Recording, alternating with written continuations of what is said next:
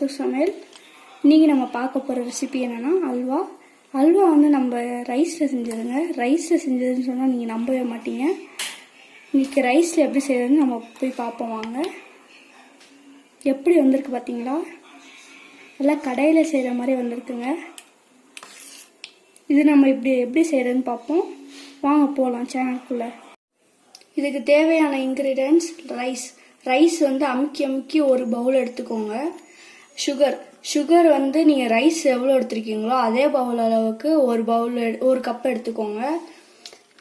இது வந்து கடலை வந்து தோலை உரித்து ரெண்டாக இது பண்ணிக்கோங்க. இது வந்து நெய் வந்து ஒரு 4 ஸ்பூன் எடுத்துக்கோங்க. இப்போ வந்து ஒரு ஸ்பூன் நம்ம நெய் எடுத்து போட்டுப்போம். நெக்ஸ்ட்டு நம்ம மீதி உள்ள சாதத்தை எடுத்து போட்டுப்போம். நம்ம வந்து இப்போ நல்லா கிண்டிகிட்டே இருப்போம். 1 நிமிஷம் கழித்து ஸ்டவ் ஆஃப் பண்ணிடுவோம். நல்லா அந்த பதத்துக்கு வந்தோடனே இப்போ சரியாக 1 நிமிஷம் ஆயிடுச்சு ஃப்ரெண்ட்ஸ். இப்போ நம்ம ஸ்டவ் ஆஃப் பண்ணி ஒரு மிக்சியில் மாற்றிக்கலாம், ட்ரான்ஸ்ஃபர் பண்ணிக்கலாம்.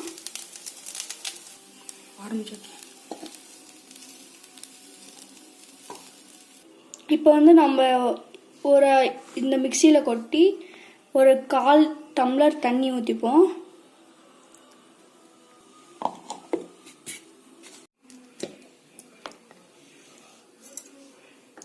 பார்த்தீங்களா? நல்லா இந்த பதத்துக்கு வர மாதிரி அரைக்கணும். ரைஸ் ஒன்றுமே தெரியக்கூடாது.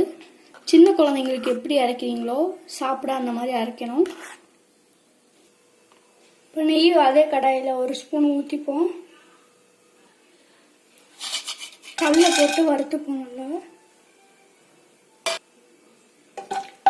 நீங்கள் பிடிச்சிருந்தா முந்திரி கூட போட்டுக்கலாம். எங்கள் வீட்டில் எல்லோரும் கடலை தான் சாப்பிடுவாங்க, அதனால் நான் கடலை போட்டுக்கிட்டேன். முந்திரி கூட போட்டுக்கலாம் தேவையான அளவு. ஒரு 4-5 முந்திரி போட்டுக்கலாம். நல்லா இதை வறுக்கணும். இப்போ நான் ஒரு பவுலில் ட்ரான்ஸ்ஃபர் பண்ணிக்கிறேன்.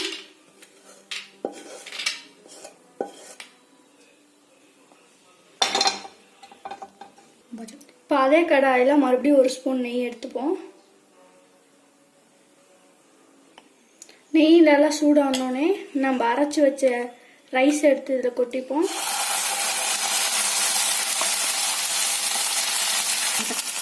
இது நல்லா 1 நிமிஷம் வரைக்கும் அடி பிடிக்காமல் நல்லா கிண்டிகிட்டே இருங்க.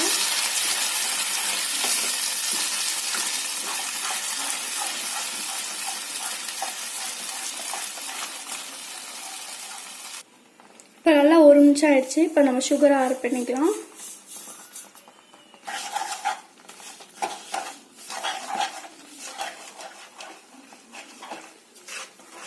இப்போ பார்த்தீங்கன்னா நம்ம அந்த சர்க்கரை ஆட் பண்ணோடனே அந்த அல்வா பதத்துக்கு வந்திருக்கோம். நீங்கள் பார்த்துப்பீங்க, அல்வா பதத்துக்கு நல்லா வருது பாருங்கள்.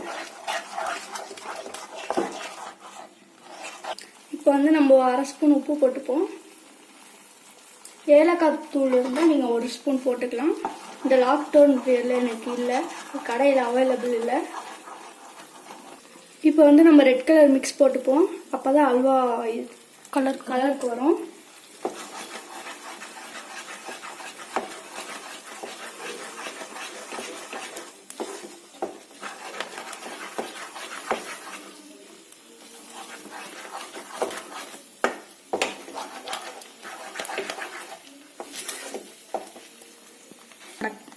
இப்போ வந்து நம்ம லாஸ்ட்டாக நம்ம வாங்கி வச்ச முந்திரியை போட்டுப்போம். வதக்கி வச்ச முந்திரியை போட்டு இப்போ நம்ம ஸ்டவ் ஆஃப் பண்ணிடலாம். அல்வா பதத்துக்கு வந்துடுச்சு.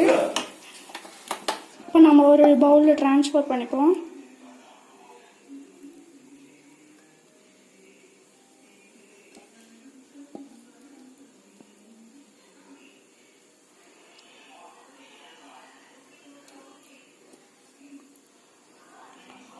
டுடே ஸ்பெஷல் அல்வா பார்த்துக்கோங்க.